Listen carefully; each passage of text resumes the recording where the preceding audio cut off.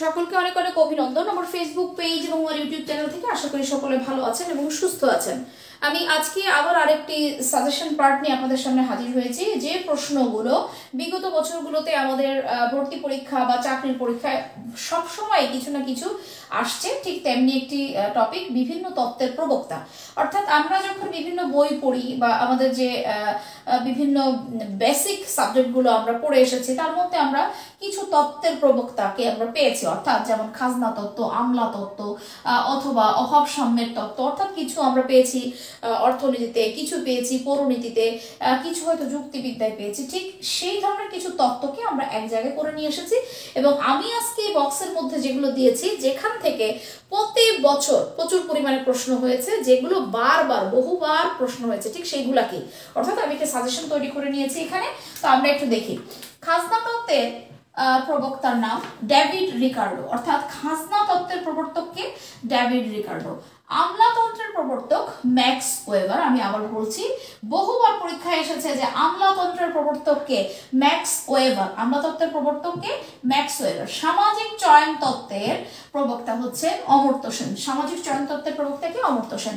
নিম খাজনার প্রবর্তন করেছেন কে? নিম খাজনার প্রবক্তা মার্শাল, জন মার্শাল। নিম খাজনার প্রবক্তা কি? John Marshall. সমাজতন্ত্রের জনক হচ্ছে কার্ল মার্কস। আপনারা জানেন যে সমাজতন্ত্রের ওনার একটি বই রয়েছে ডাস ক্যাপিটাল, সেটিকে সমাজতন্ত্রের বাইবেল হিসেবে অভিহিত করা হয়। সাম্যবাদ নীতির প্রবক্তাও কার্ল মার্কস। সাম্যবাদ নীতির প্রবক্তাকে কার্ল মার্কস। কাম্য জনসংখ্যার তত্ত্ব ডাল্টন। কাম্য জনসংখ্যার তত্ত্বকে ডাল্টন। অভাব সাম্যের তত্ত্ব হ্যান্স সিঙ্গার।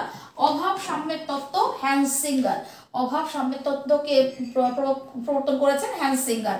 ক্ষমতার স্বতন্ত্রীকরণের প্রবক্তা মন্টেস্কু। ক্ষমতার স্বতন্ত্রীকরণ মন্টেস্কু। বিশ্ব গ্রাম ধারণার প্রবর্তক মার্শাল ম্যাকলুহাম। লেইস-ফেয়ার নীতির প্রবর্তন করেছেন অ্যাডাম স্মিথ। লেইস-ফেয়ার নীতির প্রবর্তন করেছেন কে? Adam Smith. লেইস-ফেয়ার নীতির প্রবর্তন করেছেন অ্যাডাম স্মিথ। আচ্ছা, এরপরে আমরা লক্ষ্য করি উদ্বৃত্ত মূল্য তত্ত্বের প্রবক্তা হচ্ছেন কার্ল মার্কস এবং ব্যক্তি স্বাতন্ত্র্যবাদের প্রবক্তা জন মিল। ব্যক্তি স্বাতন্ত্র্যবাদের প্রবক্তা হচ্ছেন জন মিল এবং অর্থতত্ত্বের প্রবক্তা হচ্ছেন জন লক।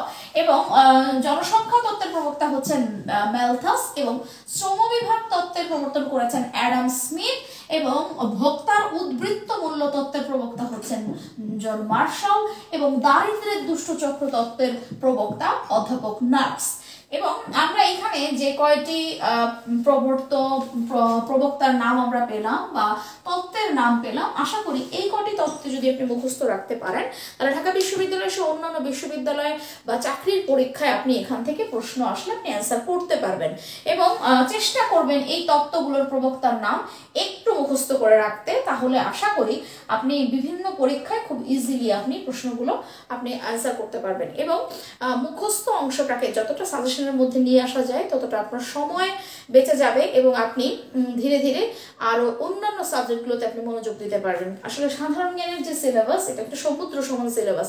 এই সিলেবাসের কিন্তু আসলে কোনো কি বলবো পরিধি নাই। সিলেবাসটা পুরো বিশ্বজোড়া সিলেবাস। সেখান থেকে আমরা যতটুকুই পড়বো, অন্তত যদি একটু শর্ট করে সাজেশন করে পড়া যায়, তাহলে আশা করি আপনাদের উপকার হবে। সকলে ভালো থাকবেন, সুস্থ থাকবেন।